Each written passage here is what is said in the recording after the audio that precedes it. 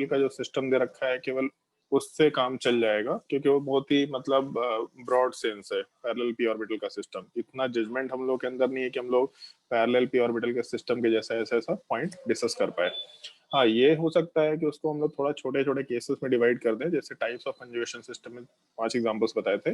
पाई पाई conjugation system है, पाई positive conjugation system है, पाई negative conjugation system है, पाई लोन पेयर, पाई radical conjugation system. ये 5 types है। एक तो ये हो गया, और उसके अलावा दूसरा एक ये बोला था पॉइंट याद रखने कि मॉलिक्यूल प्लानर होना चाहिए, ये मस्ट कंडीशन है। अगर मॉलिक्यूल नॉन प्लानर हुआ तो उस केस में मॉलिक्यूल वाले पार्ट में कंजुगेशन सिस्टम एग्जिस्ट नहीं करेगा। यहाँ पे डायग्राम में शायद कुछ छूट गया है, यहाँ पे पाई बॉन्ड होना चाहिए डायग्राम वाले पार्ट में, यहाँ एक पाई बॉन्ड, इधर पाई बॉन्ड, यहाँ पे ऐसा। तो जो साइक्लो ऑक्टा टेट्राइन है, ये पार्ट अपने पूरे स्ट्रक्चर को नॉन प्लेनर रखता है। क्यों रखता है नॉन प्लेनर, उसके पीछे भी एक रीजन दे सकते हैं हम लोग, बट उस रीजन को हम लोग अभी डिस्कस नहीं करेंगे, एरोमेटिसिटी में डिस्कस करेंगे। बट ये मॉलिक्यूल टब शेप होता है नॉन प्लेनर, जिसकी वजह से कंजुगेशन सिस्टम एग्जिस्ट नहीं करता। तो ऑल्दो देख के लग रहा है कि जैसे बेंजीन था तो पाई बॉन्ड वाले पार्ट से अटैच्ड कार्बन के ऊपर पाई बॉन्ड है, जैसे ऊपर लिखे थे ना यहाँ पे, पाई बॉन्ड वाले एटम से अटैच्ड एटम के ऊपर पाई बॉन्ड है। तो बेंजीन के केस में जिन दोनों एटम्स के बीच में पाई बॉन्ड है उससे अटैच्ड एटम के ऊपर पाई बॉन्ड है। तो इस केस में कंजुगेशन सिस्टम यहाँ से यहाँ तक दिख रहा है, और भी दिख रहा है, इधर भी कंजुगेशन सिस्टम है, भी आएंगे एग्जांपल से हम लोग। तो सेम टाइप का सिस्टम इधर भी है, लेकिन इधर रेजोनेंस फिर भी नहीं हो सकता क्योंकि मॉलिक्यूल नॉन प्लानर नेचर का है।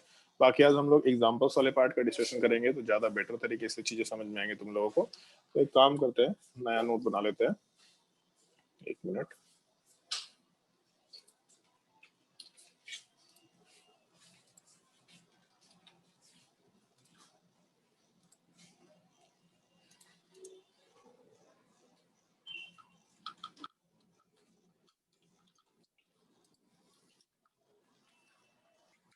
चलो ध्यान दो, जैसे हम लोग क्वेश्चंस वाले पार्ट पे आते हैं कि हम लोग मॉलिक्यूल्स का कंसिडरेशन लेकर के चल रहे हैं।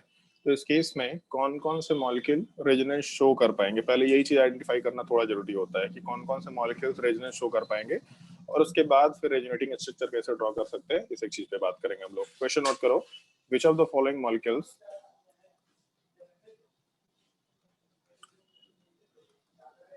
which of the following molecules can show resonance?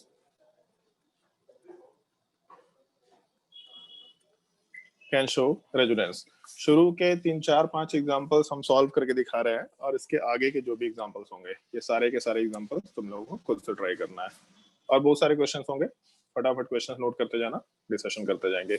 जिससे पूछेंगे वो आंसर बताता जाएगा, इस एक चीज का थोड़ा ध्यान रखना। जैसे सबसे सिंपल एग्जांपल यहीं से शुरू करते हैं, पहले ध्यान दो, उसके बाद सॉल्व करना, उसके बाद नोट करना। जैसे अगर इस सवाल के बारे में पूछा है कि मॉलिक्यूल रेजोनेंस शो कर सकता है कि नहीं कर सकता, तो इस केस में कार्बन कार्बन में डबल बॉन्ड है, और इस डबल बॉन्ड वाले एटम से अटैच्ड एटम के ऊपर फिर से डबल बॉन्ड है। तो बेसिकली अल्टरनेट पोजीशंस पे डबल बॉन्ड दिख रहा है। तो जैसे हम लोग लिखे थे ना, ए डबल बॉन्ड बी, फिर उसके बाद सी डबल बॉन्ड डी। तो पाई बॉन्ड वाले एटम से अटैच्ड एटम के ऊपर पाई बॉन्ड है, इस केस में आराम से यहाँ पे कंजुगेशन सिस्टम एग्जिस्ट करेगा, ऐसा बोल सकते हैं। और तुम लोगों को एक और चीज ध्यान रखना है, कौन से टाइप का कंजुगेशन सिस्टम है ये मेंशन करना है, एटलीस्ट अभी के लिए इस चीज को मेंशन करना कि कौन से टाइप का कंजुगेशन सिस्टम है, ये हम लोग ये चीज हम लोग मेंशन करते हुए काम कर रहे हैं। तो यहाँ वाले पार्ट में हम लोग के पास पाई पाई कंजुगेशन सिस्टम है, ऐसा हम लोग बोल रहे हैं, मॉलिक्यूल रेजोनेंस शो करेगा।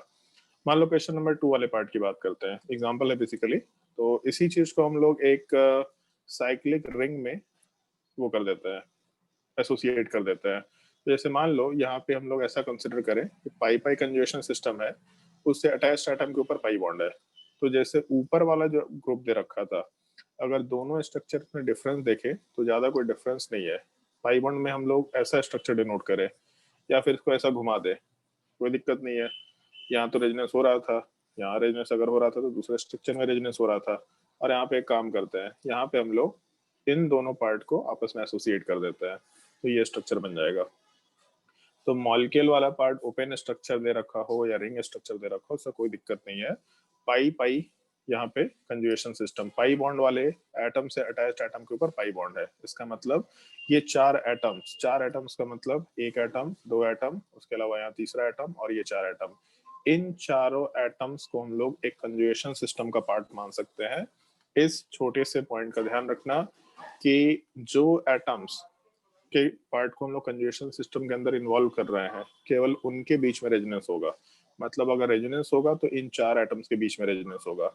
इस पार्ट में हम लोगों को रेजोनेंस नहीं मिल सकता क्योंकि यहाँ पे हाइब्रिडाइजेशन sp3 है। और लास्ट क्लास में बताया था कंजुगेशन सिस्टम का मतलब पैरेलल p और d ऑर्बिटल का सिस्टम, मतलब पैरेलल p ऑर्बिटल होने चाहिए या d ऑर्बिटल्स होने चाहिए। तो अगर मान लो कार्बन की बात करें तो कार्बन में वैलेंस शेल में एक s ऑर्बिटल है और तीन p ऑर्बिटल है। और sp3 में, इतना बेसिक आइडिया लग चुका है हम लोगों को, sp3 में सारे ऑर्बिटल खत्म हो चुके हैं, एक s ऑर्बिटल तीन p ऑर्बिटल। तो अगर एक कार्बन का हाइब्रिडाइजेशन sp3 है, इसका मतलब उसके पास कोई भी वैकेंट p ऑर्बिटल नहीं है, तो ये पैरेलल p या d का सिस्टम बना पाना पॉसिबल नहीं हो सकता। तो अगर किसी भी सेकेंड पीरियड का एलिमेंट, कार्बन, नाइट्रोजन, ये सब एक ग्रुप से रखे, अगर किसी भी सेकेंड पीरियड का एलिमेंट का हाइब्रिडाइजेशन अगर sp3 है, तब उस केस में, और sp3 में सिग्मा बॉन्ड होना चाहिए, लोन पेयर नहीं होना चाहिए। एक छोटा सा पॉइंट है जो हम लोग आगे डिस्कस करेंगे। तो जो तुम्हारे बुकलेट का क्वेश्चन नंबर 46 है, उस चीज का डिस्कशन कर पाएंगे हम लोग।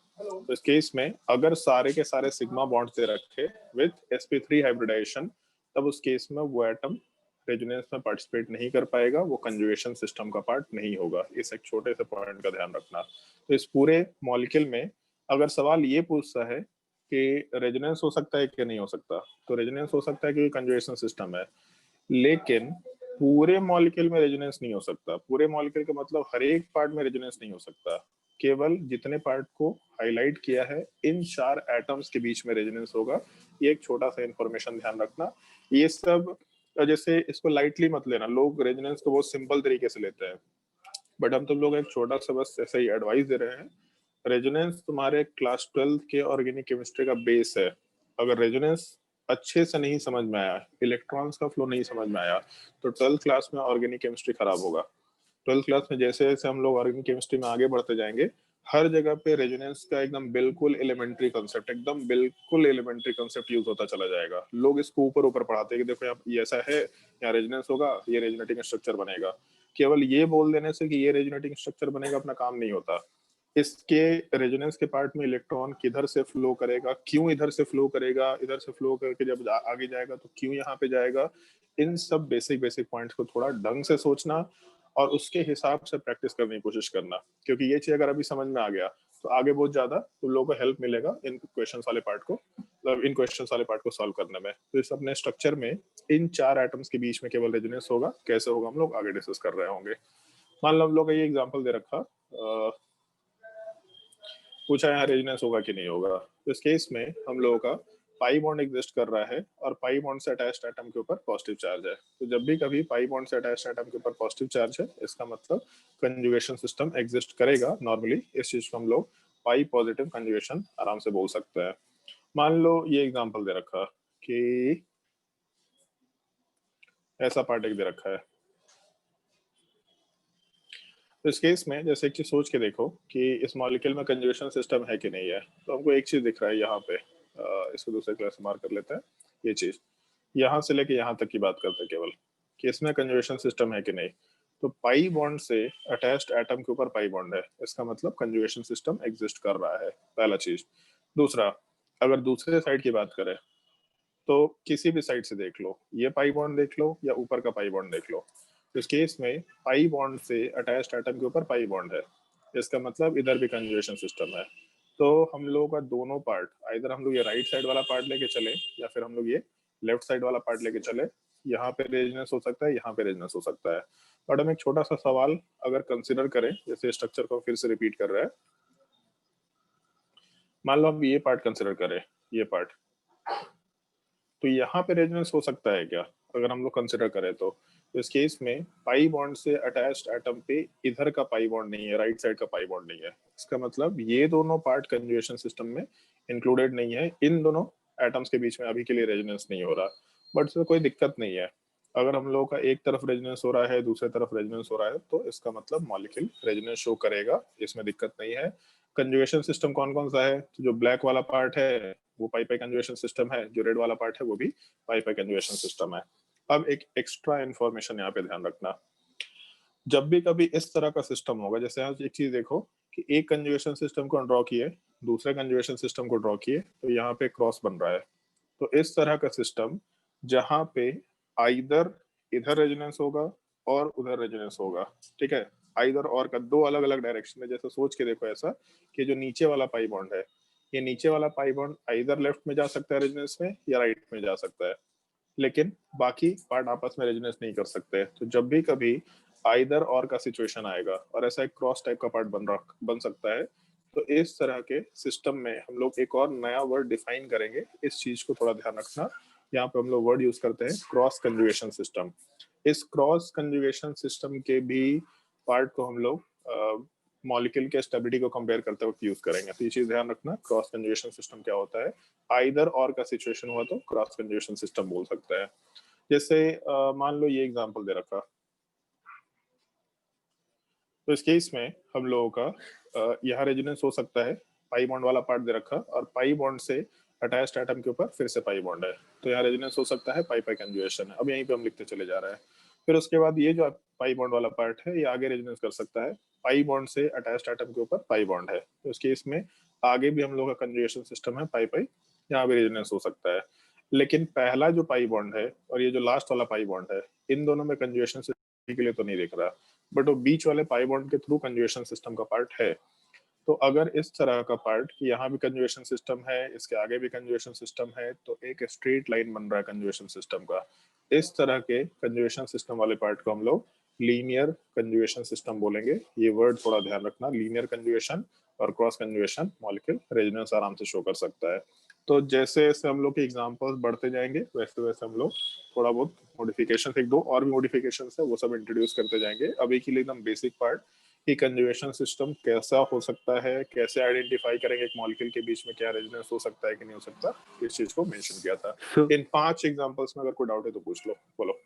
हाँ, सही। जो फिफ्थ एग्जांपल है उसमें फर्स्ट पाई और थर्ड पाई में से हो सकता है। फर्स्ट पाई और थर्ड पाई बॉन्ड में रेजोनेंस अभी मान लो जैसे बीच में पाई बॉन्ड नहीं होता तो रेजोनेंस हो सकता था क्या? No sir. नहीं हो सकता था, लेकिन जब बीच में पाई बॉन्ड है तो इसको होते हुए इसमें रेजोनेंस हो सकता है, मतलब पाई बॉन्ड आपस में रेजोनेंस कर सकता है, इसलिए यहाँ पे हम एक लोग टाइम पे से दोनों हो सकता है। एक टाइम पे दोनों हो सकता है। दोनों होने से हो सकता है कि मतलब ये वाला जो पाई बॉन्ड है ये लेफ्ट में भी जा सकता है, राइट में भी जा सकता है, लेकिन नॉर्मली हम लोग क्या करते हैं कि रेजोनेटिंग स्ट्रक्चर बनाते वक्त एक डायरेक्शन फॉलो करते हैं। तो ये नहीं हो रहा कि पहला पाई बॉन्ड वाला पार्ट उठ करके दूसरी जगह जा रहा है, ऐसा नहीं होता है नॉर्मली। लेकिन हाँ ये है कि इधर भी रेजोनेंस पॉसिबल है, यहाँ भी रेजोनेंस पॉसिबल है, तो ओवरऑल सिस्टम में एक ही बार में रेजोनेंस पॉसिबल है।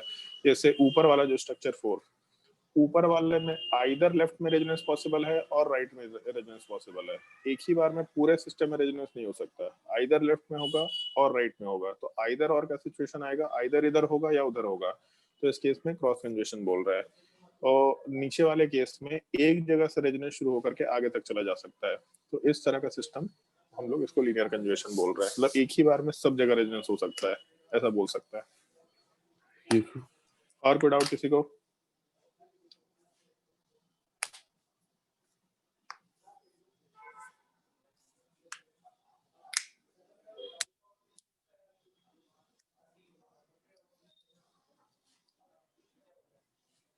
नोट सर करते जाओ क्रॉस सारे एग्जांपल्स। कंजुगेशन पार्ट को एक बार फिर से समझाइएगा ना। क्रॉस कंजुगेशन वाले पार्ट में जैसे चलो आगे और भी एग्जांपल्स देख लेंगे, ठीक है, इससे ज्यादा बेटर है, और आगे एग्जांपल्स देख लेंगे। यस सर यही बस दो टाइप का है, क्रॉस और लीनियर। मतलब ऐसा कोई कंजुगेशन का नाम नहीं है, हम लोग ऐसा नाम डाल देते हैं चीजों को आसानी से समझने के लिए, बट ऐसा कोई नाम नहीं होता, हम लोग डिफरेंशिएट करने के लिए डाल देते हैं इस चीज को। अगर हमसे कोई पूछे तो हम क्रॉस और लीनियर वर्ड नॉर्मली अपने कंसेप्ट में यूज नहीं करते, बट क्योंकि तुम लोगों को जल्दी इस चीज को समझना होता है कि एग्जाम में ऐसा अगर होगा तो क्रॉस और लीनियर बोल के समझा लो तो ज्यादा बेटर है। बट आगे जाने के बाद अगर बात करें तो इस तरह का क्रॉस लीनियर याद नहीं रख करके एक सिंपलिस्टिक वे में अगर बात करें कि आइदर लेफ्ट में रेजोनेंस हो सकता है या फिर राइट में रेजोनेंस हो सकता है, तो ज्यादा बेटर तरीके से काम होता है। सर क्रॉस और लीनियर कंजुगेशन का प्रॉपर्टी में भी अंतर रहेगा, तो बड़ा तो चेंज। 30 में अंतर क्या, स्टेबिलिटी में फर्क पड़ेगा, उसमें मॉलिक्यूल के स्टेबिलिटी में फर्क पड़ता है। जैसे अभी ये पॉइंट बोले ना कि 5th नंबर में एक ही बार में तीनों पाई बॉन्ड रेजोनेंस में जा सकता है, जबकि ऊपर वाले Yes, केस में एक एक करके रेजोनेंस में जा सकता है, तो थोड़ा बहुत फर्क पड़ेगा। क्या फर्क पड़ेगा उसको हम लोग आगे कंसिडर करेंगे, बट फर्क पड़ सकता है थोड़ा बहुत।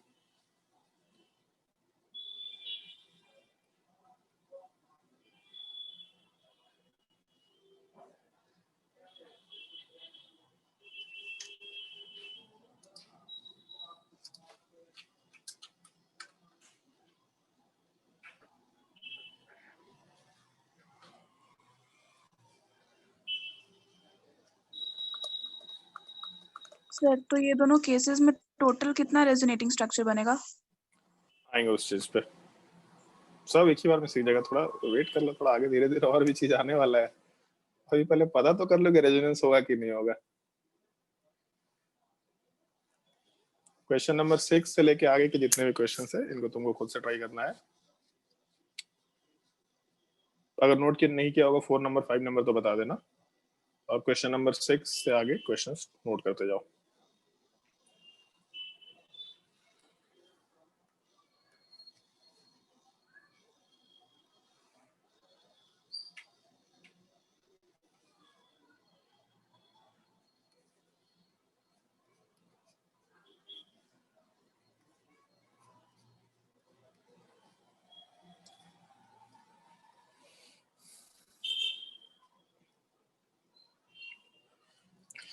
एक छोटा सा पॉइंट अभी थोड़ा ध्यान दो एक बार के लिए। जैसे क्वेश्चन नंबर 8 वाले पार्ट की बात करते हैं अभी हम। क्वेश्चन नंबर 8 वाले पार्ट में पाई बॉन्ड वाले पार्ट के एटम से अटैच्ड एटम के ऊपर लोन पेयर है, ये ऊपर मेंशन भी किए थे हम लोग। ये पाई बॉन्ड से अटैच्ड एटम के ऊपर अगर लोन पेयर होगा तब उस केस में वहाँ पे पाई लोन पेयर कंजुगेशन बोल सकते हैं। अब एक ऊपर एक और भी पॉइंट मेंशन किए थे कि अगर हाइब्रिडाइजेशन sp3 हुआ तो उसके ऊपर कोई वैकेंट पी ऑर्बिटल नहीं होगा अगर सेकेंड पीरियड का एलिमेंट रहा तो अगर ऑक्सीजन का हाइब्रिडाइजेशन sp3 हुआ तो इसका लोन पेयर तो रेजोनेंस में जा नहीं सकता, यहाँ पे कंजर्वेशन सिस्टम का पार्ट नहीं हो सकता। तो अब एक पॉइंट का ध्यान रखना, जो भी लोन पेयर या नेगेटिव चार्ज रेजोनेंस में जा सकते हैं उसको हाइब्रिडाइजेशन में काउंट नहीं करता है। ठीक है, फिर से बोल रहे इस चीज को, ये पॉइंट हम आगे लिखवाने वाले हैं, अभी बस केवल बताएंगे इंट्रोडक्शन। जो भी लोन पेयर या नेगेटिव चार्ज रेजोनेंस में जा सकता है उसको हाइब्रिडाइजेशन में काउंट नहीं किया जाता है। तो इस केस में ये लोन पेयर वाला पार्ट अगर रेजोनेंस में जा सकता है, क्योंकि यहाँ कंजुगेशन सिस्टम दिख रहा है, तो इसको हाइब्रिडाइजेशन में काउंट नहीं करेंगे। कोई पूछ सकता है कि सर यहाँ तो दो लोन पेयर है, तो दोनों लोन पेयर रेजोनेंस में जा सकता है। तो ये चीज ध्यान रखना, एक बार में एक ही लोन पेयर रेजोनेंस में जा पाएगा, दोनों लोन पेयर एक ही बार में रेजोनेंस में नहीं जा पा रहा। तो इस केस में अगर एक लोन पेयर रेजोनेंस में जा रहा है तो एक को काउंट नहीं कर रहा है, दूसरे को काउंट करेंगे। तो ऑक्सीजन के ऊपर अगर 4 बॉन्ड है, मतलब 2 बॉन्ड और 2 लोन पेयर, तो हाइब्रिडाइजेशन sp3 होना चाहिए। बट अगर एक लोन पेयर को काउंट नहीं कर रहे हैं हम लोग, तब उस केस में हम लोगों का हाइब्रिडाइजेशन वाला पार्ट एक यूनिट घट जाएगा, sp2 कंसिडर करेंगे। इस एक पॉइंट का थोड़ा ध्यान रखना। जो बुकलेट में क्वेश्चन नंबर 46 दे रखा है वो इसी पॉइंट से एसोसिएटेड है, which of the following nitrogen has sp2 hybridisation. तो जिस नाइट्रोजन का लोन पेयर रेजोनेंस में जा सकता है उसको हम लोग हाइब्रिडाइजेशन में काउंट नहीं कर रहे थे, वहां sp2 हाइब्रिडाइजेशन होगा। थोड़ा इस एक चीज का ध्यान रखना, और आगे क्वेश्चंस ट्राई करते जाओ।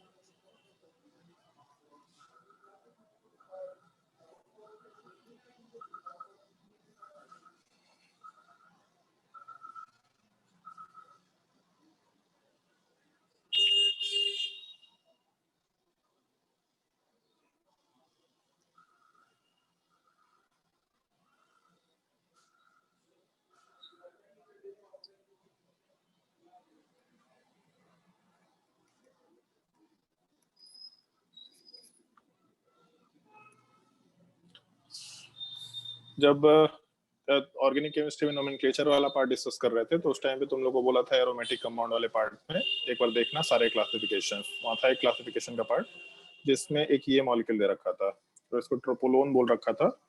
तो ये 7 मेंबर रिंग के जैसा ये स्ट्रक्चर है, नाम थोड़ा ध्यान रखना, ट्रोपीलियम आयन।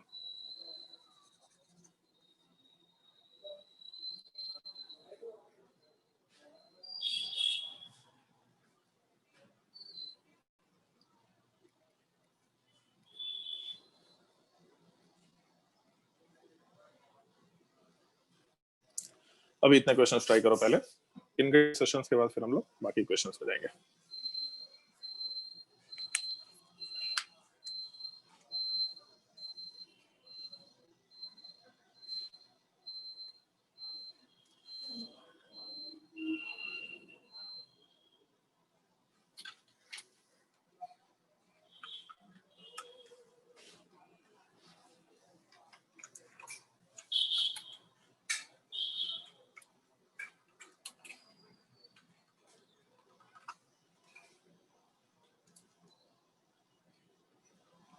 दो बार 12 और 13 क्यों लिखे हैं? हाँ लिख दिया भाई। अरे यार इतना प्रिंटिंग मिस्टेक चलता है भाई, सबको मॉडिफाई कर लिया करो तुम लोग सब। बस 15 16 18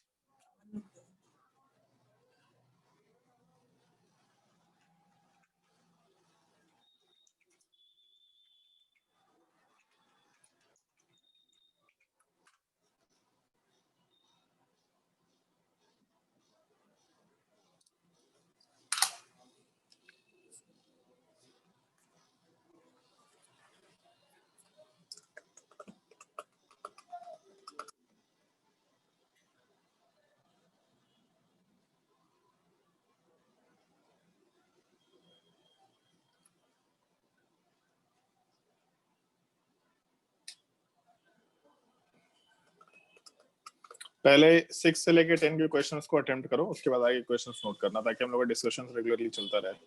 क्वेश्चन नंबर 6 to 10 अटेम्प्ट करके देखो पहले।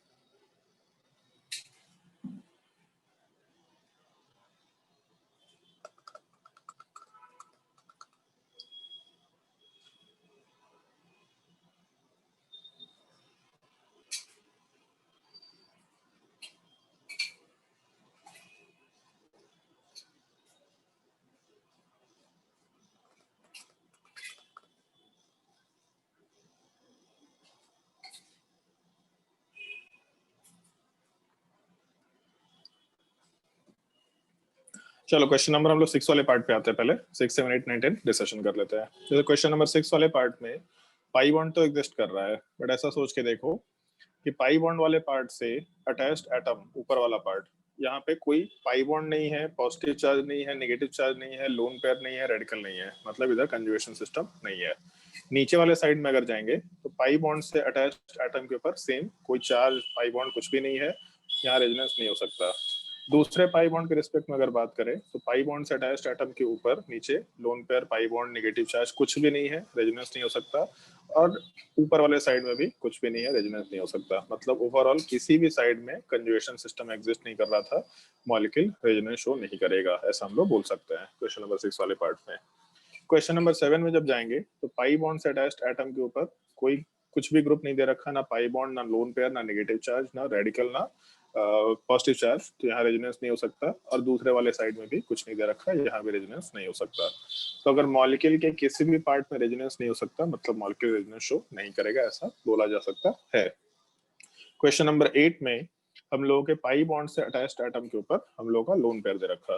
अगर पाई बॉन्ड से अटैच्ड एटम के ऊपर लोन पेयर है, मतलब पाई लोन पेयर कंजुगेशन सिस्टम का टाइप बोला जा सकता है, मॉलिक्यूल रेजोनेंस शो करेगा।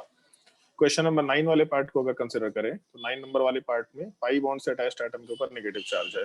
तो जब पाई बॉन्ड से अटैच्ड एटम के ऊपर नेगेटिव चार्ज हुआ तो इस केस में यहाँ पे पाई नेगेटिव कंजुगेशन बोल सकते हैं, मॉलिक्यूल रेजोनेंस शो करेगा। क्वेश्चन नंबर 10 में पाई बॉन्ड से अटैच्ड एटम के ऊपर नेगेटिव चार्ज या पाई बॉन्ड से अटैच्ड एटम के ऊपर नेगेटिव चार्ज, इसका मतलब दोनों साइड से पाई बॉन्ड से अटैच्ड एटम के ऊपर नेगेटिव चार्ज है, तो यहाँ भी रेजोनेंस हो सकता है, यहाँ भी रेजोनेंस हो सकता है। आराम से यहाँ वाले पार्ट में हम लोग पाई नेगेटिव कंजुगेशन दोनों तरफ रख सकते हैं, मॉलिक्यूल रेजोनेंस शो करेगा। बट एक और चीज देखो यहाँ पे फिर से, इस पूरे स्ट्रक्चर में जैसे जब हम लोग ऐसा कंजुगेशन सिस्टम ड्रॉ किया एटम्स के बीच में, सर 10 नंबर में सर लीनियर भी तो हो सकता था। 10 नंबर में इसको लीनियर नहीं बोलेंगे, क्योंकि 10 नंबर में जैसे आगे जाने के बाद पता चलेगा कि नेगेटिव चार्ज वाला पार्ट पहले रेजोनेंस करना प्रेफर करता है। तो इस केस में जो ये नेगेटिव चार्ज है, ये नेगेटिव चार्ज आइदर लेफ्ट में रेजोनेंस में जाएगा या राइट में रेजोनेंस में जाएगा। तो आराम से हम लोग यहाँ पे कंजुगेशन सिस्टम वाला पार्ट में क्रॉस वाला पार्ट कंसिडर करते हुए काम करें। जैसे नेगेटिव रेजोनेंस लीनियर में जाने का मतलब ऐसा कुछ होना चाहिए, लेकिन हम लोग का जो कंजुगेशन सिस्टम का जो टाइप बन रहा है अगर उसको कंसिडर करो तो यहाँ वाले पार्ट में कंजुगेशन सिस्टम का टाइप बना या फिर यहाँ वाले पार्ट में टाइप बना, तो क्रॉस तो आना ही आना है।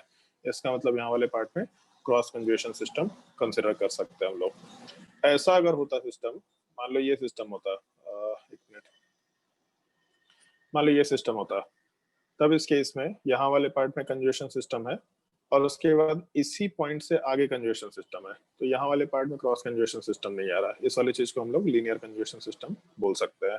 तो सेम टाइप का चीज है। इनफैक्ट अभी पता चलेगा कि ये जो स्ट्रक्चर है ये इसमें कन्वर्ट हो सकता है, कोई दिक्कत नहीं है। तो एक सर्टेन इंस्टेंट पे लीनियर कंजुगेशन दिख रहा है, बट इस गिवन सिनेरियो में हम लोग उसको क्रॉस कंजुगेशन बोलते हुए चल रहे हैं। थोड़ा ध्यान रखना है इस चीज का। क्वेश्चन नंबर 6 से लेकर 10 तक में कोई भी किसी को पॉइंट में डाउट है तो आराम से डाउट पूछ लो।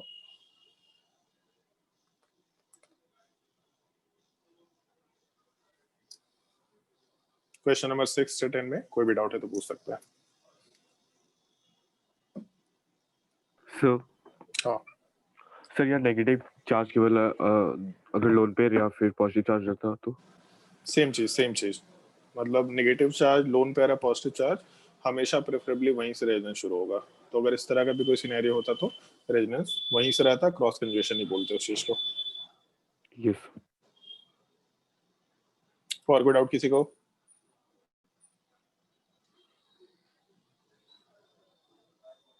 आगे ट्राई करो क्वेश्चन नंबर 11 से 16।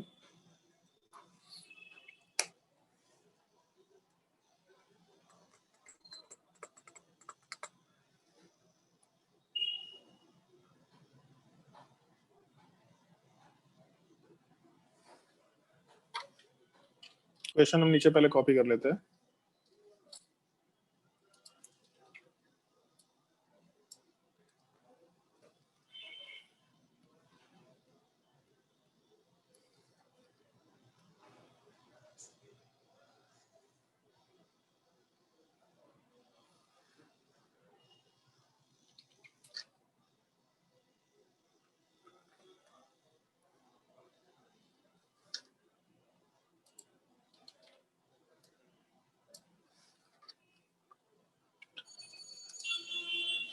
डार्क मोड कीजिए। अच्छा एक मिनट,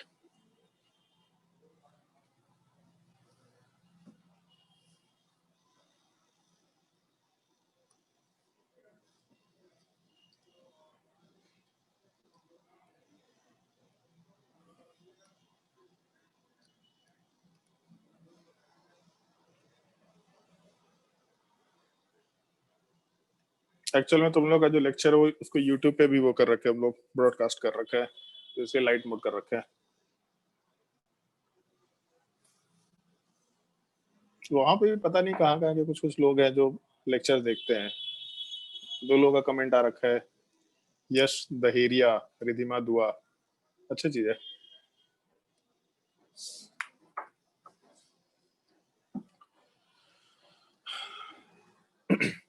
क्वेश्चन नंबर 11 वाले पार्ट पे आते हैं। क्वेश्चन नंबर 11 वाले पार्ट में ऑल दो ऊपर हम लोग डिस्कशन कर चुके हैं इस चीज का।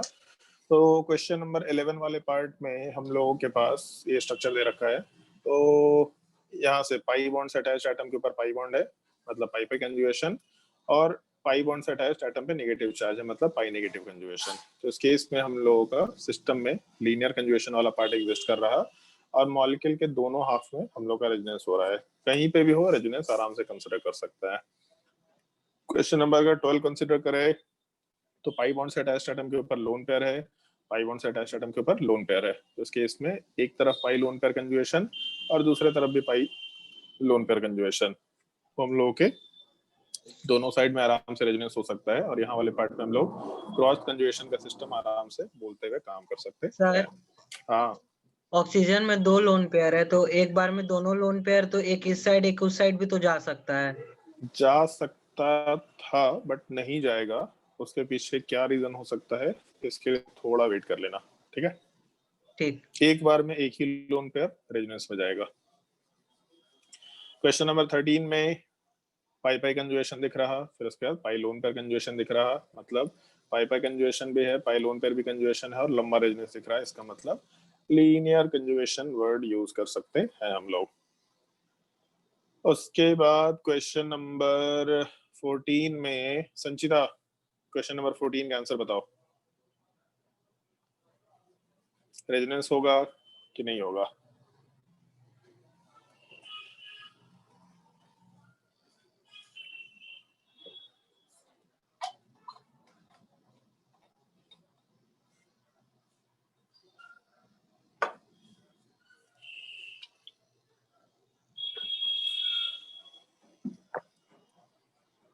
नहीं होना चाहिए सर।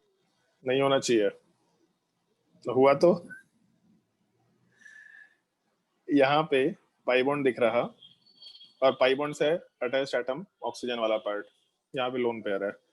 तो पाई बॉन्ड वाले पार्ट से अटैच्ड एटम के ऊपर अगर लोन पेयर है, इसका मतलब पाई लोन पेयर कंजुगेशन सिस्टम है, और पाई लोन पेयर कंजुगेशन सिस्टम में तो मॉलिक्यूल रेजोनेंस शो करेगा। क्वेश्चन नंबर 11 से 14 तक में अगर कोई डाउट है किसी को तो पूछ सकते हैं। अगर डाउट नहीं है तो अमलदीप, चलो अमलदीप नहीं, पहले अभिषेक, क्वेश्चन नंबर 15 का आंसर बताओ। नहीं होगा। नहीं होगा? यस क्यों?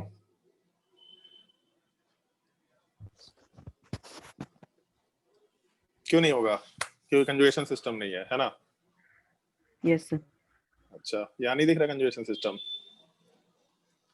पाई बॉन्ड है यहाँ पे 2 एटम्स के बीच में, और उससे अटैच्ड एटम के ऊपर लोन पेयर है। तो इन 3 एटम्स में कंजुगेशन सिस्टम वाला पार्ट पाई लोन पेयर एग्जिस्ट कर रहा है, तो इसका मतलब मॉलिक्यूल में रेजोनेंस होगा।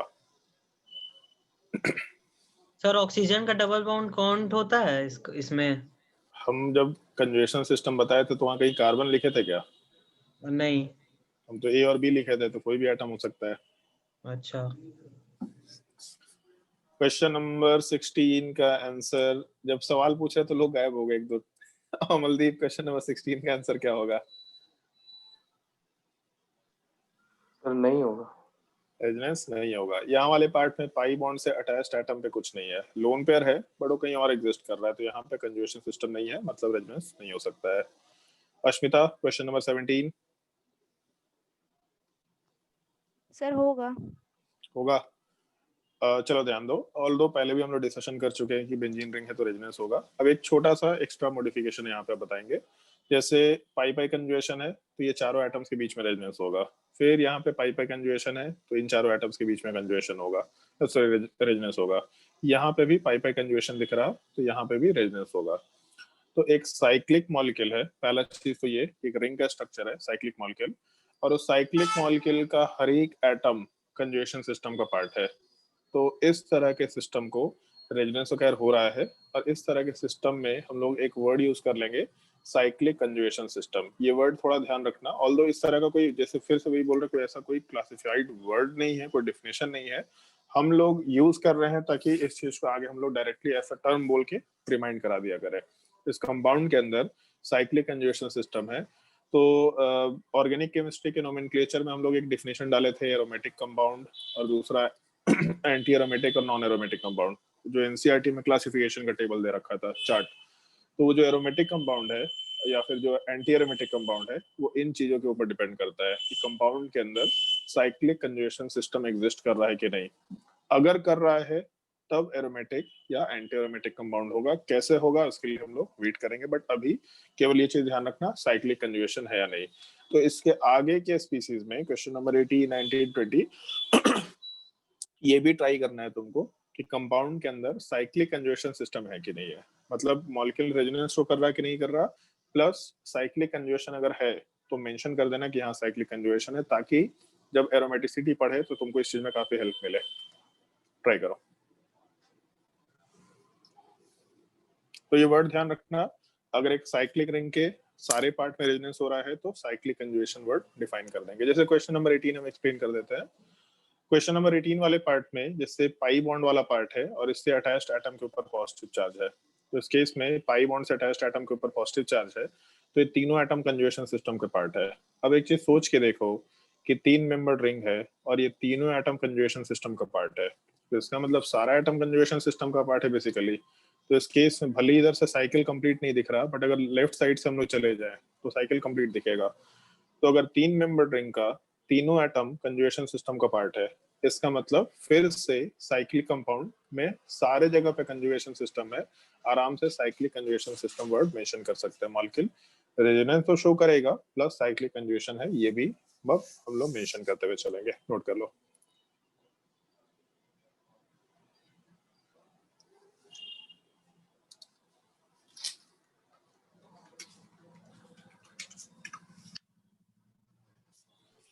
सर पर नीचे का दोनों एटम तो अपने में रेजोनेंस नहीं शो कर सकता है ना।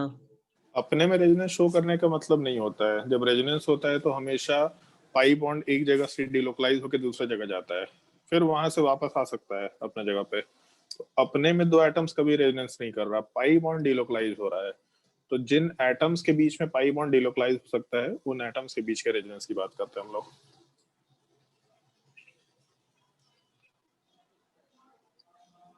क्वेश्चन नंबर 19 वाला पार्ट ट्राई करके देखो, और 19 का आंसर जिससे पूछेंगे वो जवाब देना। किसका किसका नंबर आ चुका है? अंशिका, क्वेश्चन नंबर 19 होगा सर। रेजोनेंस तो होगा, और साइक्लिक कंजुगेशन? हाँ शायद। हाँ शायद। साइक्लिक कंजुगेशन सिस्टम वाला पार्ट भी एग्जिस्ट कर रहा है। पाई पॉजिटिव रेजोनेंस, पाई पाई कंजुगेशन, फिर पाई पाई कंजुगेशन, फिर पाई पॉजिटिव। तो 7 मेंबर रिंग में प्लेनर है। हाँ ये मॉलिक्यूल प्लानर होता है।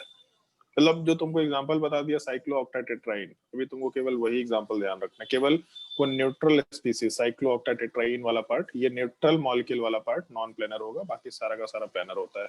अभी केवल इसको ध्यान रखना है। क्वेश्चन नंबर 20 में अगला नंबर देव, क्वेश्चन नंबर 20 सर होगा। Cyclic conjugation? साइक्लिक नहीं होगा। साइक्लिक कंजुगेशन नहीं होना चाहिए, नहीं, पक्का? लगता तो ऐसे ही है। साइक्लिक कंजुगेशन सिस्टम भी है। चलो एक मैथ्स का बड़ा सिंपल सा रूल बताते हैं तुम लोगों को, जिंदगी में शायद सुन रखा होगा। A इक्वल टू बी अगर है और B इक्वल टू सी है, तो इसका मतलब A इक्वल टू सी होता है। सुना है कभी बचपन से आज तक ऐसा? A equal to B, B equal to C, तो A इक्वल टू सी होगा, है ना? यहाँ पे रेजोनेंस हो सकता है, तो ये 3 एटम्स कंजुगेशन में है, और इधर भी रेजोनेंस हो सकता है, तो ये 3 एटम्स भी कंजुगेशन में है। तो A equal to B, B equal to C और C इक्वल टू डी। इसका मतलब क्या है कि A इक्वल टू डी है, तो यहाँ पे कोई कंजुगेशन सिस्टम का टाइप नहीं दिख रहा, नेगेटिव नेगेटिव कोई कंजुगेशन सिस्टम नहीं दिख रहा, बट ये कंजुगेशन सिस्टम का पार्ट है, क्योंकि 3 एटम ऊपर से कंजुगेशन में थे, 3 एटम नीचे से कंजुगेशन में दिख रहा था, तो ये एटम वाला पार्ट कंजुगेशन सिस्टम का पार्ट होगा। कंजुगेशन सिस्टम का पार्ट का मतलब ऐसा समझ लो कि एक 4 मेंबर्ड रिंग है, और उस 4 मेंबर्ड रिंग में जैसे ये जो नेगेटिव चार्ज है ये जहाँ पे था, यहाँ वाले पोजीशन पे हम लोग को एक पी ऑर्बिटल मिला, और इसके पैरेलल में बाकी जगह पे पी ऑर्बिटल्स है। फिर जब नीचे कंजुगेशन सिस्टम आया तो यहाँ भी एक पैरेलल पी ऑर्बिटल है, तो ये पार्ट अब पैरेलल थे, ये तीनों पार्ट भी पैरेलल थे, तो ऑब्वियस सी बात है ये भी पैरेलल होगा, तो यहाँ पे complete cyclic conjugation system exist कर रहा है। ध्यान रखना थोड़ा इस चीज का। बताओ यार, मैथ्स का इतना सिंपल सा रूल बचपन से सुन नहीं रखे अभी तक, क्या तुम लोग पढ़ेगा रे? सर तो इसका मतलब अगर मॉलिक्यूल के सारे एटम रेजोनेंस शो करेंगे तो वो साइक्लिक होगा। मॉलिक्यूल के सारे तो मतलब एटम अगर कंजुगेशन सिस्टम का पार्ट होगा तो साइक्लिक कंजुगेशन सिस्टम होगा। इमीडिएटली भले यहाँ रेजोनेंस नहीं दिख रहा, बट जब रेजोनेंस होगा तो सारे एटम्स या सारे पार्ट्स के बीच में रेजोनेंस होता जाएगा। Question number 21, Devanshu. Sir cyclic है। साइक्लिक है, रेजोनेंस हो रहा है, पाई पॉजिटिव कंजुगेशन, और इधर कंजुगेशन सिस्टम दिख नहीं रहा, बट एग्जैक्टली ऊपर टाइप का चीज है, आराम से कंजुगेशन सिस्टम साइक्लिक कंसिडर कर सकते हैं। क्वेश्चन नंबर 21 के बाद थोड़ा हम लेवल बढ़ाते हैं, ट्राई करते जाओ। Question number 22।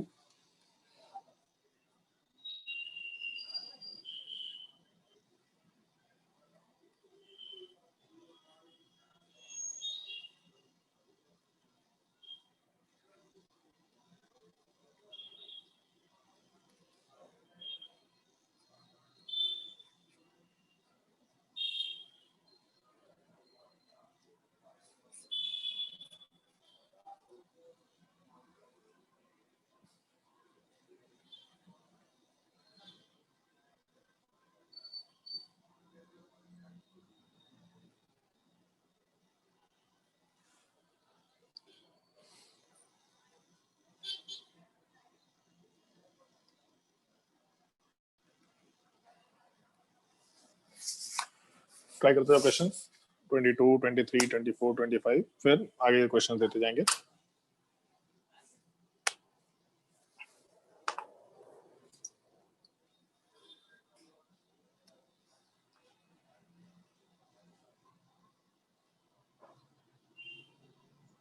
Sir negative ion और लोन पेयर में सबसे पहले रेजोनेंस के लिए कौन जाना चाहेगा?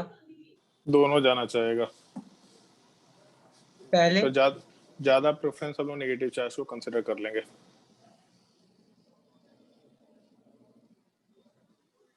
अब ज्यादा प्रेफरेंस हम लोग नेगेटिव चार्ज का रखेंगे, बट दोनों रेजोनेंस में जा सकता है।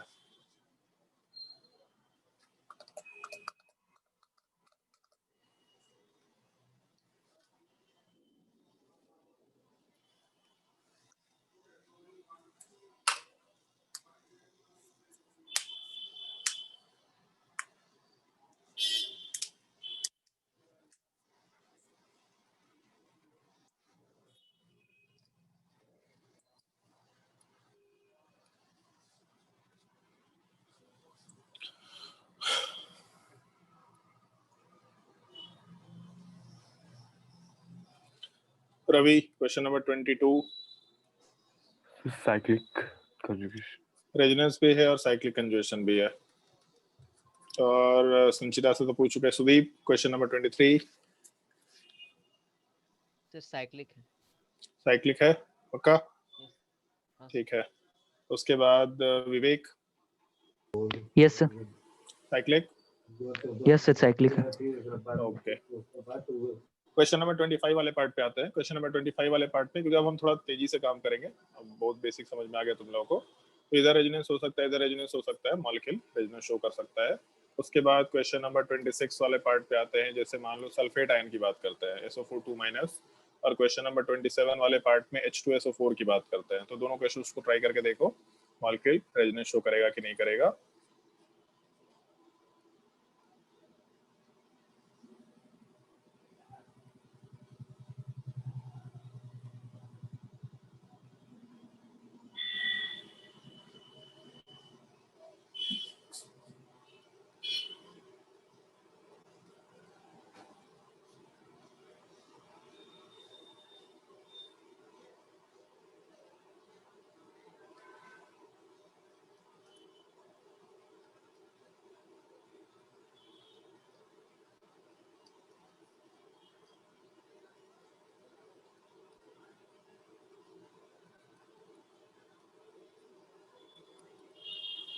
जहां जहां कॉमन नेम मेंशन कर रहे हैं उनको याद रखने की कोशिश करना। कॉमन नेम थोड़ा जरूरी चीज होता है। कॉमन नेम अगर हमको याद है मतलब तुमको याद रखना पड़ेगा।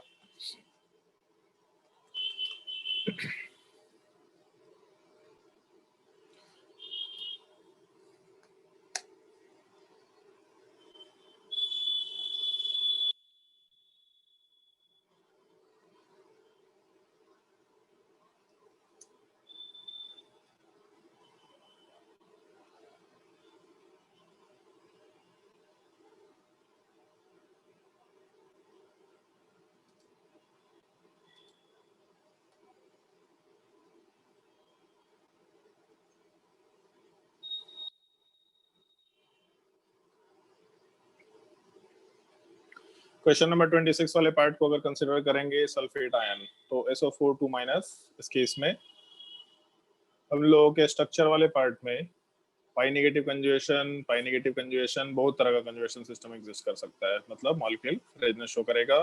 H2SO4 लेकर के अगर चलेंगे तो इसका स्ट्रक्चर ये बना सकते हैं हम लोग आराम से। तो इस केस में पाई लोन पेयर कंजुगेशन, इधर भी पाई लोन पेयर कंजुगेशन, नीचे साइड भी पाई लोन पेयर कंजुगेशन, बहुत तरह का कंजुगेशन सिस्टम यहाँ पे एग्जिस्ट कर सकता है, मॉलिक्यूल रेजोनेंस शो करेगा। क्वेश्चन नंबर 28 वाले पार्ट की अगर बात करेंगे तो मॉलिक्यूल रेजोनेंस शो नहीं करेगा। क्यों नहीं करेगा, ये कुछ लोगों का डाउट डेफिनेटली होगा, क्योंकि यहाँ तो पाई पॉजिटिव कंजुगेशन दिख रहा है, तो इसलिए क्वेश्चन को स्टार मार्क कर लो। ये एक एग्जांपल थोड़ा ध्यान रखना है, ऊपर इसका बेसिक पार्ट मेंशन किया था। अगर हम लोग पाई वाले पार्ट से अटैच नाइट्रोजन को कंसिडर करें तो इस केस में नाइट्रोजन के ऊपर अगर पॉजिटिव चार्ज है, मतलब इसके ऊपर अब कोई लोन पेयर नहीं बच जाएगा। पॉजिटिव चार्ज मतलब लोन पेयर खत्म हो गया। और नाइट्रोजन के ऊपर क्योंकि 4 बॉन्ड है तो sp3 हाइब्रिडाइजेशन है, तो जब भी कभी किसी एटम के ऊपर sp3 हाइब्रिडाइजेशन होगा विदाउट एनी लोन पेयर, और वो एटम वाला पार्ट सेकंड पीरियड का है, इसका मतलब वहां पे अब कंजुगेशन सिस्टम बना पाना पॉसिबल नहीं है। वैकेंट p या d ऑर्बिटल एग्जिस्ट नहीं करेगा, मॉलिक्यूल रेजोनेंस शो नहीं कर सकता है। थोड़ा ध्यान रखना है इस तरह के सिनेरियो का। कोई डाउट होगा किसी को 26, 27, 28 तक में पूछते जाओ, इसके आगे क्वेश्चन ट्राई करते जाओ। सर 28 को एक्सप्लेन कीजिए। 28 वाले पार्ट में जैसे तुम्हारे हिसाब से यहाँ पाई पॉजिटिव कंजुगेशन होना चाहिए, है ना? Yes sir. But pi positive conjugation में जो कंजुगेशन सिस्टम का बेसिक डेफिनेशन है वो क्या बोलता है कि पैरेलल p या पैरेलल d ऑर्बिटल होने चाहिए, है ना? तो अगर नाइट्रोजन के ऊपर पॉजिटिव चार्ज है तो नाइट्रोजन का के ऊपर 5 वैलेंस इलेक्ट्रॉन 5 में से 4 बॉन्ड में चला गया और एक पॉजिटिव चार्ज मतलब वो भी गायब हो गया, और हाइब्रिडाइजेशन sp3 है। तो अगर एटम का हाइब्रिडाइजेशन sp3 है, इसका मतलब इसके ऊपर जो वैकेंट p ऑर्बिटल है या प्योर p ऑर्बिटल है, बेसिकली वैकेंट बोलना तो गलत होगा, प्योर p ऑर्बिटल वाला पार्ट एग्जिस्ट नहीं कर रहा। तो जो कंजुगेशन सिस्टम है, बहुत ही बेसिक कंजुगेशन सिस्टम का डेफिनेशन कि पैरेलल p ऑर्बिटल का सिस्टम होना चाहिए। तो अगर p ऑर्बिटल एग्जिस्ट ही नहीं कर रहा तो फिर सिस्टम कहाँ से बन पाएगा? तो इस केस में देख के ऐसा लग रहा है कि पाई पॉजिटिव कंजुगेशन है, बट एक्चुअल में कोई कंजुगेशन सिस्टम नहीं है, ये हम लोग कंसिडर कर सकते हैं। ठीक है, यस सर। उसके बाद क्वेश्चन नंबर 29 में मॉलिक्यूल रेजोनेंस शो नहीं करेगा, क्वेश्चन नंबर 30 में मॉलिक्यूल रेजोनेंस शो नहीं करेगा। अगर कोई डाउट होगा पूछ लेना, और अगर डाउट नहीं है तो आगे के क्वेश्चन ट्राई करो।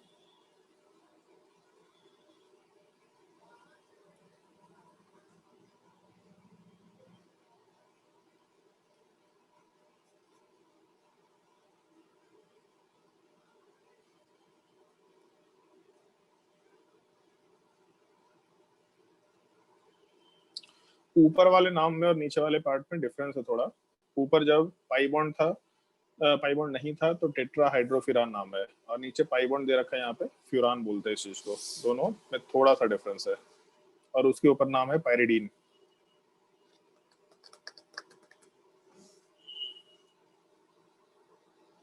सर लेबलिंग गलत हो रहा है, 29 30 फिर से आ गया। अरे यार क्या तुम लोग सब पेंडिंग मिस्टेक के मुंह माया से ऊपर उठो यार, थोड़ा नंबरिंग सुधार लो। बचपन से तुम लोग स्कूल नोट वाले डाउन करने में सर गड़बड़ हो जाता है, छोड़ देते हैं। बचपन से तुम्हारे स्कूल वाले तुमको सिखाए क्या है? यही सब तो सिखाए हैं, ABCD 1 2 3 4।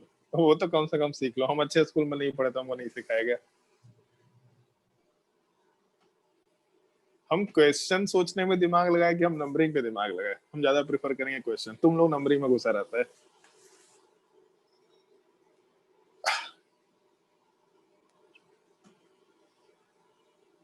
क्वेश्चन नंबर 31 में मॉलिक्यूल रेजोनेंस को शो करेगा, बट इसमें हम एक छोटा सा सवाल एक्स्ट्रा इंट्रोड्यूस करेंगे, इसलिए इस चीज को याद रखना।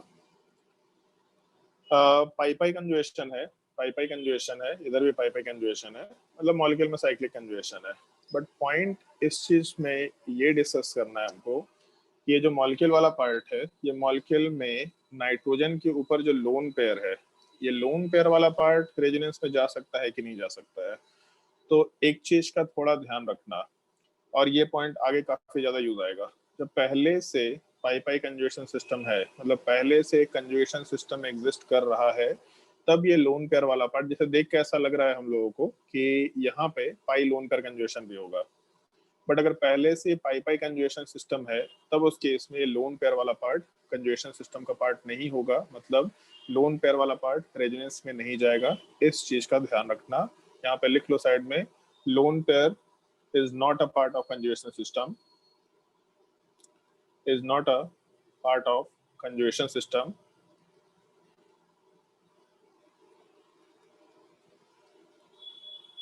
and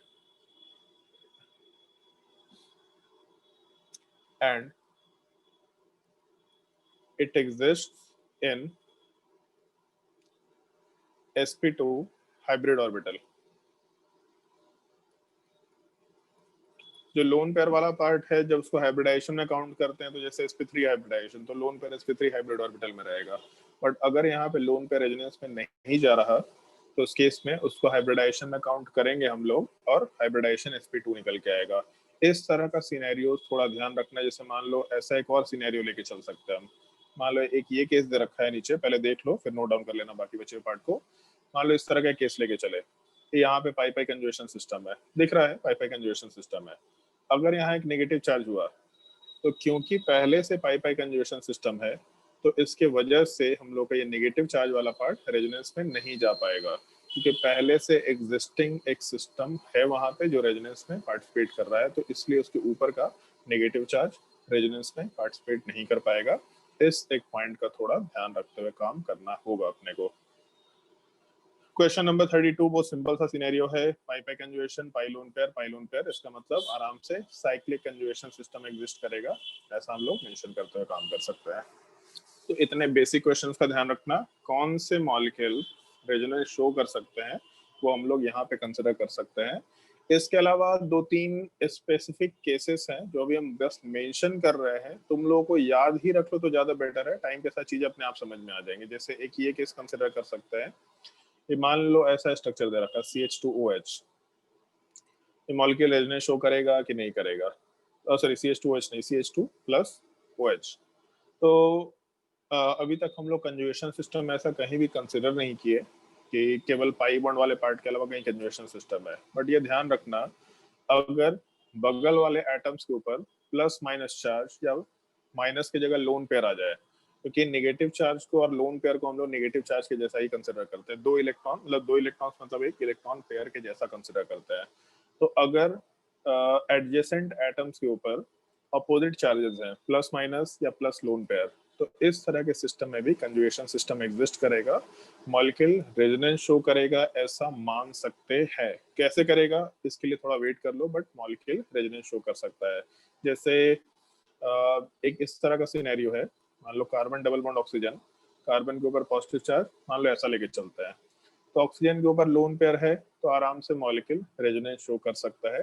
कंजुगेशन सिस्टम को हम लोग क्लासिफाई नहीं कर रहे क्योंकि बहुत ही स्पेसिफिक टाइप का ये पार्ट है, लेकिन फिर भी मॉलिक्यूल रेजोनेंस शो करेगा। कैसे शो करेगा वो हम लोग आगे आराम से सीख लेंगे। तो इस तरह के कुछ सीन्स का ध्यान रखना जिसको हम लोग को कंसिडर करते हुए काम करना होगा।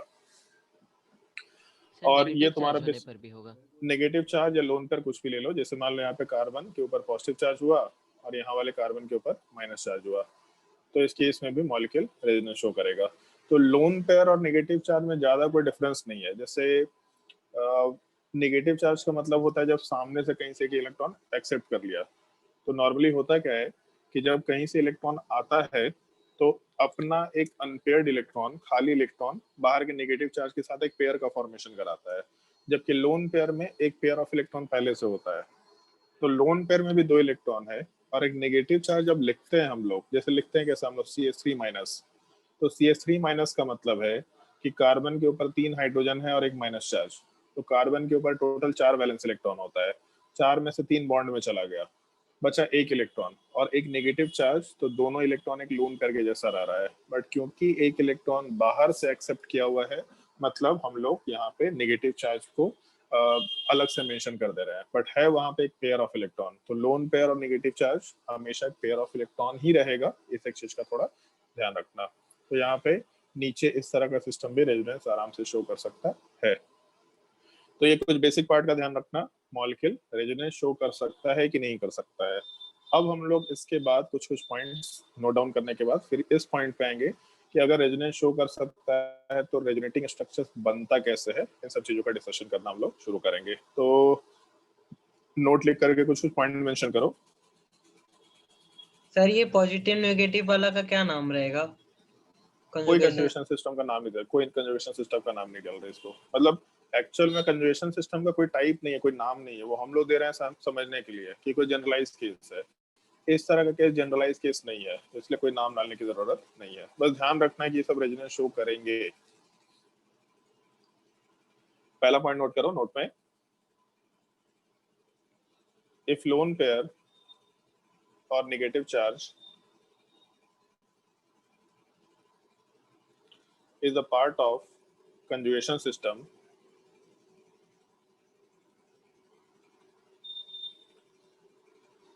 is a part of conjugation system, then it will be considered as pi electrons, considered as pi electrons, and will not be counted for hybridization, will not be counted for hybridization.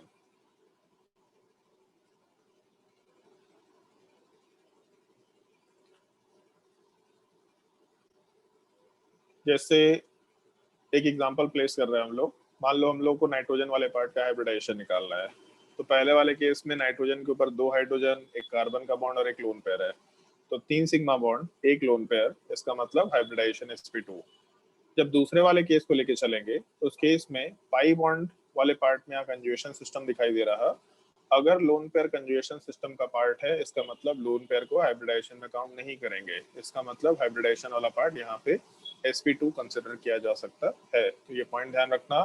Sorry, यहाँ वाले part में, पहले वाले part में sp3 होगा, पहले वाले case में लोन पेयर हाइब्रिडाइजेशन का पार्ट होगा, जबकि दूसरे वाले केस में क्योंकि लोन पेयर कंजुगेशन सिस्टम का पार्ट है, रेजोनेंस में जा सकता है, तो इसको हम लोग हाइब्रिडाइजेशन में काउंट नहीं करेंगे, हाइब्रिडाइजेशन वाले पार्ट में sp2 मेंशन करेंगे, और इसको भी पाई इलेक्ट्रॉन बोला जाएगा। मतलब अगर सवाल ये पूछे कि कितने पाई बॉन्ड्स हैं, तो पाई बॉन्ड एक ही है, मतलब 2 इलेक्ट्रॉन होना चाहिए, लेकिन अगर एक नेगेटिव चार्ज या लोन पेयर कंजुगेशन सिस्टम का पार्ट है और रेजोनेंस में जा सकता है, तो इसको भी पाई इलेक्ट्रॉन बोलेंगे। मतलब total number of pi electrons अगर काउंट करें तो पाई बॉन्ड की तरफ से 2 इलेक्ट्रॉन आ गया, और उसके अलावा जो लोन पेयर या नेगेटिव चार्ज है उसकी तरफ से 2 इलेक्ट्रॉन आ गया, मतलब टोटल 4 पाई इलेक्ट्रॉन हम लोग वर्ड मेंशन कर सकते हैं। इस छोटे से पॉइंट का ध्यान रखना, एटलीस्ट 6 से 7 बार ये पॉइंट हम लोग रिपीट करेंगे पूरे ऑर्गेनिक केमिस्ट्री में।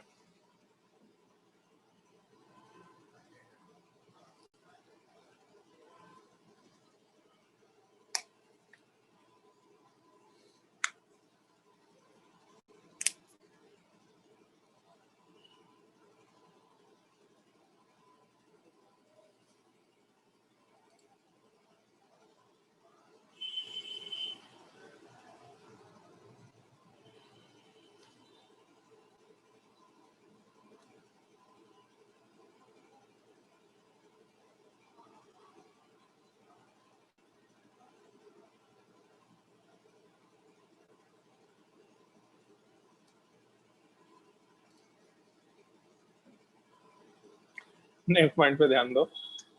नेक्स्ट वाले पॉइंट पे एक छोटा सा पॉइंट है, जनरल पॉइंट है, resonance effect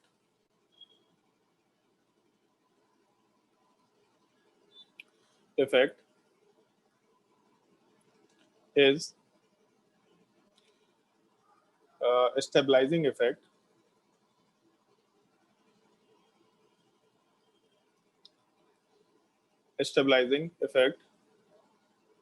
that is it always increases the stability of the molecule. ये पॉइंट ऑल्दो लास्ट क्लास में बता देना चाहिए था शायद, बट मेरे ध्यान से उतर गया था. Resonance effect is stabilizing effect that is it always increases the stability of the molecule. तो ऊपर जैसे देवांशु 2 सवाल पूछा था कि ऑक्सीजन वाले पार्ट के ऊपर 2 लोन पेयर है अगर सर, तो एक इधर जाएगा और एक इधर जाएगा तो भी तो हो सकता है. एक्चुअल में होता क्या है, जब भी कभी मॉलिक्यूल रेजोनेंस में जाता है तो रेजोनेंस में जाने की वजह से उसके ऊपर कुछ चार्ज डेवलप होता है. जैसे लोन पेयर अगर रेजोनेंस में गया तो यहाँ पे पॉजिटिव चार्ज आएगा, तो अगर एक लोन पेयर रेजोनेंस में गया तो पॉजिटिव चार्ज आएगा, तो अगर 2 लोन पेयर रेजोनेंस में जाएगा तो 2 पॉजिटिव चार्ज आएगा. एक स्पीसीज के ऊपर 2 पॉजिटिव चार्ज बनाना बहुत अनस्टेबिलिटी बढ़ाता है, जबकि हम लोग का रेजोनेंस वाला पार्ट स्टेबलाइजिंग इफेक्ट है.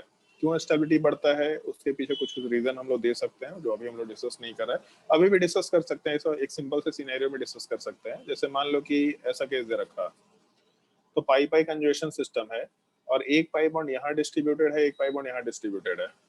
बट अगर मान लो कि इसमें रेजोनेंस हुआ, तो रेजोनेंस होने से पाई बॉन्ड वाला पार्ट डिलोकलाइज होगा. डिलोकलाइज होने का मतलब पूरे सिस्टम पे डिस्ट्रीब्यूट होगा, या दूसरा वाला पाई बॉन्ड भी पूरे सिस्टम पे डिस्ट्रीब्यूट होगा. तो पहले पाई इलेक्ट्रॉन्स बिल्कुल इतने स्पेस में कन्फाइंड थे, और रेजोनेंस होने की वजह से ये पाई इलेक्ट्रॉन्स वाला पार्ट पूरे सिस्टम में डिस्ट्रीब्यूट हो गया. तो पहले इलेक्ट्रॉन्स क्लोज थे तो रिपल्शन ज्यादा था, अभी इलेक्ट्रॉन्स वाले पार्ट डिस्ट्रीब्यूट होने लग गए, तो उस केस में ज्यादा स्पेस में सेम नंबर ऑफ इलेक्ट्रॉन गया, तो इसका मतलब इलेक्ट्रॉन्स के बीच का रिपल्शन घटेगा, तो सिस्टम का स्टेबिलिटी बढ़ जाएगा.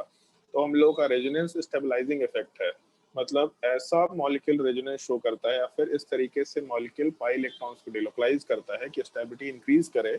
ऐसा काम नहीं करेगा कि स्टेबिलिटी डिक्रीज कर जाए. तो 2 पॉजिटिव चार्ज लेने पे स्टेबिलिटी डिक्रीज करेगा, इसलिए इस तरह का पार्ट नहीं होगा कि एक लोन पेयर एक तरफ चला गया, दूसरा लोन पेयर दूसरी तरफ चला गया. ऐसा रेजोनेटिंग स्ट्रक्चर हम लोग नहीं बना सकते हैं. इस चीज का थोड़ा ध्यान रखते हुए काम करना होता है. और इसके बाद फिर हम लोग कुछ छोटे छोटे पॉइंट्स की बात करेंगे कि हम लोग रेजोनेटिंग स्ट्रक्चर ड्रॉ कैसे कर सकते हैं. ऑल्दो आज टाइम तो नहीं है, बट फिर भी तो थियोरेटिकल पॉइंट्स वाला पार्ट हम लोग रखना भी तो, एक पॉजिटिव चार्ज रखना भी तो स्टेबिलिटी कम करेगा. हाँ, एक पॉजिटिव चार्ज रखना भी स्टेबिलिटी कम करेगा, लेकिन क्योंकि डिलोकलाइजेशन हो रहा है तो एक तरफ से स्टेबिलिटी बढ़ रहा है, एक तरफ से थोड़ा घट रहा है, तो दोनों का कॉम्बिनेशन अगर कंपेयर करें तो ओवरऑल स्टेबिलिटी बढ़ जाता है. बट अगर 2 पॉजिटिव चार्ज आ गया तो बहुत ज्यादा ड्रास्टिकली, उसमें भी एक ही एटम के ऊपर 2 पॉजिटिव चार्ज है, तब उस केस में ड्रास्टिकली हम लोग का स्टेबिलिटी डिक्रीज कर जाता है. ठीक है. Yes sir. तो इसके बाद रूल्स वाले पार्ट पे आते हैं हम लोग. Rules to draw resonating structure, जितना रूल्स हो पाएगा लिखेंगे, और बाकी हम लोग नेक्स्ट क्लास में कंटिन्यू करेंगे आराम से. तो हेडिंग डाल देना, rules to draw resonating structure. और इन रूल्स को, ऑल्दो रूल्स तो है, बट तुम लोग इसको एक जनरल पॉइंट के जैसा कंसिडर करना.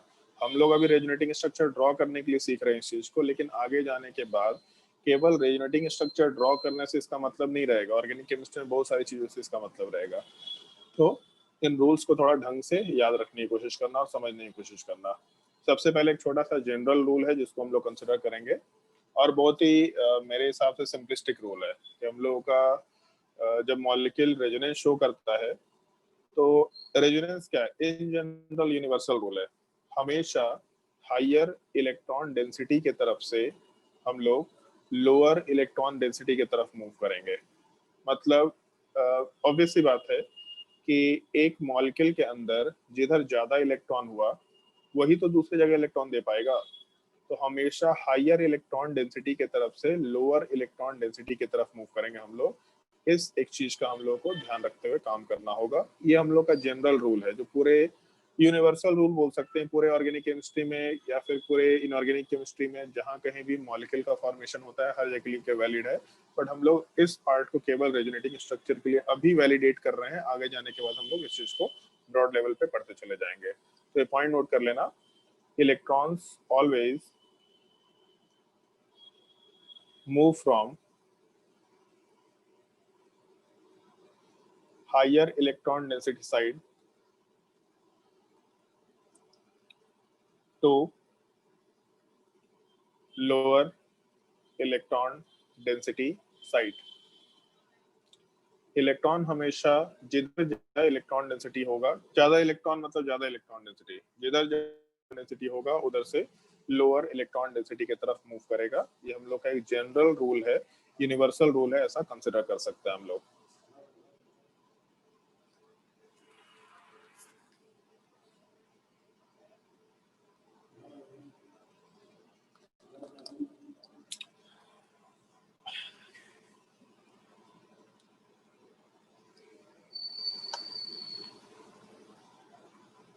और इसके बाद हम लोग पॉइंट वाइज सारी चीजों को नोट करते जाएंगे। पहला पॉइंट मेंशन करना, in case of pi lone pair और pi negative conjugation, in case of pi lone pair और pi negative conjugation, the electron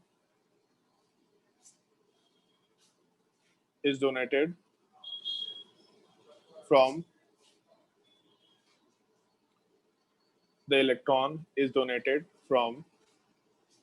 lone pair or negative charge towards the pi bond,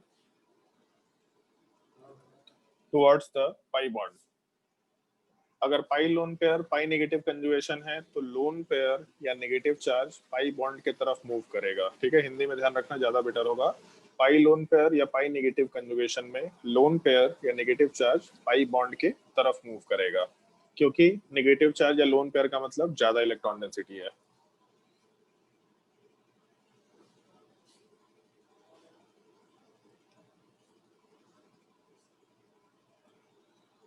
उसके बाद इन case of pi positive conjugation,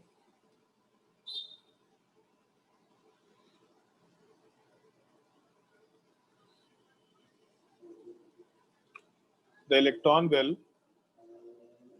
move from, या the electron लिखने की जगह पे the pi bond will,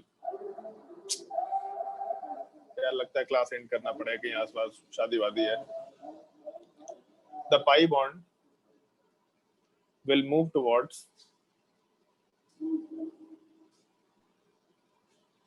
the positive charge।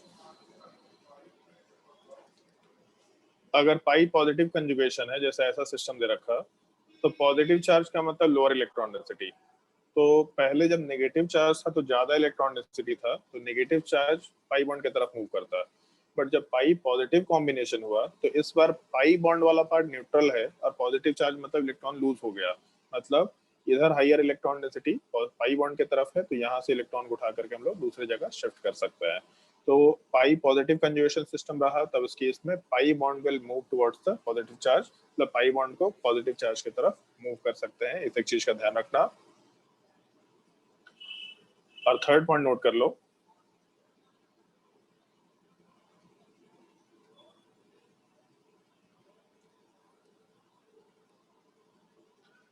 if pi conjugation is present between, if pi conjugation is present between polar and non-polar pi bonds, polar and non-polar pi bonds, then the non-polar pi bonds या the non-polar pi bond will move towards the polar pi bond. The non-polar pi bond will move towards the polar pi bond.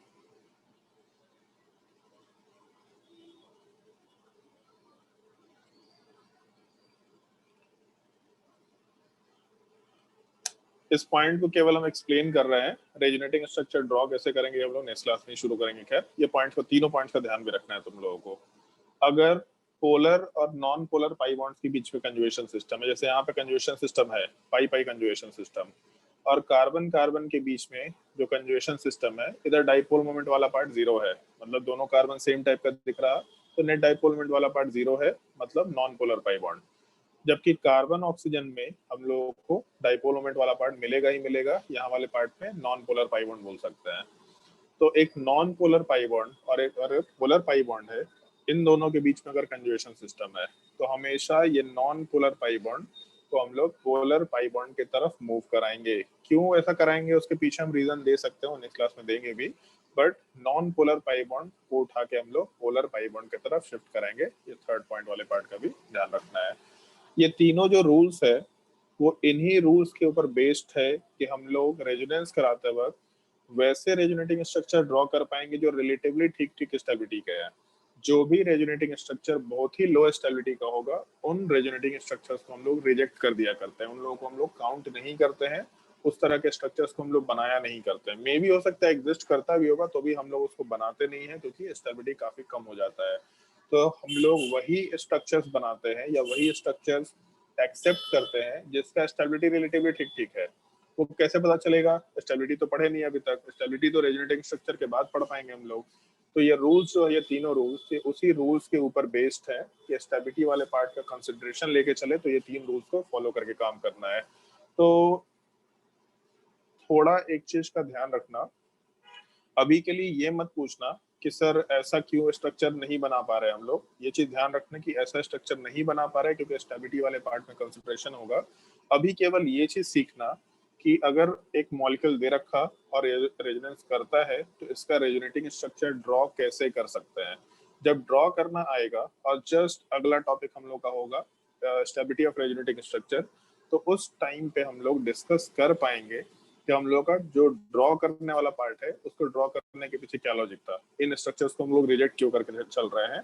जिसमें एक logic तो हम लोग mention कर चुके हैं कि एक एटम के ऊपर दो चार्ज, पॉजिटिव नेगेटिव फिर भी ठीक है, बट एक्स्ट्रा दो चार्ज, एक और एक्स्ट्रा पॉजिटिव चार्ज बना पाना बहुत अनस्टेबिलिटी रखता है।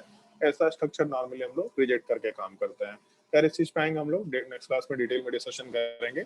अगर अभी तक के टॉपिक में किसी को कोई डाउट है तो आराम से पूछ सकता है, कहीं भी किसी पार्ट में कोई डाउट है तो पूछ सकते हैं।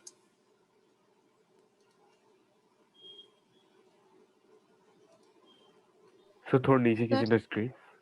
एक मिनट। Yes sir. आप बोलो जिसको भी डाउट है।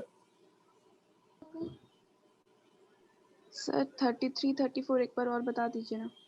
क्वेश्चन नंबर 33 और 34, एक मिनट। क्वेश्चन नंबर 33 और 34 वाले पार्ट में इसको अभी के लिए याद रखो। जैसे एक्चुअल में जो कोऑर्डिनेट बॉन्ड है, कोऑर्डिनेट बॉन्ड के जैसा स्ट्रक्चर बनता है। कोऑर्डिनेट बॉन्ड ऐसा बताया था ना कि ए वाले पार्ट के ऊपर लोन पेयर और बी वाले पार्ट के ऊपर वैकेंट ऑर्बिटल, तो कोऑर्डिनेट बॉन्ड बन सकता है। तो अगर मान लो यहाँ पहले से एक बॉन्ड है, ऑक्सीजन के ऊपर लोन पेयर और यहाँ पॉजिटिव चार्ज, तो एक कोऑर्डिनेट बॉन्ड बन सकता है। वो भी रेजोनेंस का ही एक केस है। यहाँ पे जब भी कभी बगल वाले एटम्स के ऊपर पॉजिटिव चार्ज और लोन पेयर या निगेटिव चार्ज हुआ तो उस केस में वहां भी रेजोनेंस हो सकता है। तो कार्बन के ऊपर पॉजिटिव चार्ज है, ऑक्सीजन के ऊपर लोन पेयर है, तो एडजेसेंट एटम के ऊपर अगर ऑपोजिट चार्ज है जो है प्लस माइनस या प्लस लोन पेयर, तो यहाँ रेजोनेंस शो करेंगे। तो 34 में भी यहाँ पे पॉजिटिव चार्ज और यहाँ पे लोन पेयर, मतलब रेजोनेंस शो कर सकता है। और कोई डाउट किसी को? जो भी डाउट है जिसको आराम से पूछ सकते हैं। चलो ठीक है, अगर डाउट नहीं है तो आज के लिए हम लोग क्लास यहीं पे एंड करते हैं। नेक्स्ट क्लास में रेजोनेटिंग स्ट्रक्चर ड्रॉ करने वाला पार्ट सीखेंगे हम लोग, और उसके बाद फिर हम लोग आगे टॉपिक्स पे आते हैं। आज के लिए क्लास एंड करते हैं यहीं पे। Hello sir. हाँ बोलो। सर ऑफलाइन क्लास कब से स्टार्ट होगा? क्या बोल रहा है, फिर से बोलो। सर ऑफलाइन क्लास कब से स्टार्ट हो पाएगा?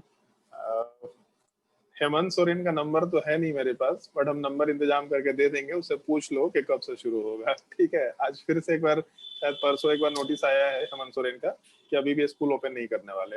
ऑल्दो एक छोटा सा जैसे इंफॉर्मेशन है कि अभी 10th और 12th के एग्जाम्स कंडक्ट कराना सबसे पहला प्रायोरिटी है। तो अगर कुछ होगा भी अभी तो 10th और 12th के लिए होगा। 11th वालों के लिए अभी ऑफलाइन क्लास स्कूल में तो शुरू नहीं हो रहा, कोचिंग में जब तक गवर्नमेंट अलाउ नहीं करता तब तक पता नहीं क्या होगा। हाँ ये है कि तुम लोगों को अगर डाउट क्लास लेना है तो ऑफलाइन में आकर के आराम से डाउट क्लास ले सकते हैं, उसके लिए कोई दिक्कत नहीं है। जिसको भी डाउट लेना होगा ऑफलाइन में आकर के डाउट क्लास ले लो, कोई परेशानी नहीं है। बट जब तक गवर्नमेंट अलाउ नहीं करता तब तक हम लोग ये स्टेप नहीं ले सकते, मतलब इलीगल स्टेप है। कल को पुलिस वाले आ जाएंगे तो हम लोग क्या कर पाएंगे? तुम लोग तो बचाने आएगा नहीं हमको, तुम लोग बोले हाँ ले जाइए सर को, बहुत परेशान करते हैं, तो क्या को हम लोग रिस्क लें? एक सप्ताह का छुट्टी भी मिलेगा। एक देखो देवांशु को एक और एक सप्ताह का छुट्टी भी मिल जाएगा। रुको देवांशु को एक सप्ताह का छुट्टी दिलाते हैं हम। चलो नेक्स्ट क्लास में कंटिन्यू करते हैं, आज के लिए इतना ही। Thank you sir. Okay, thank you sir. Thank you sir. Thank you sir.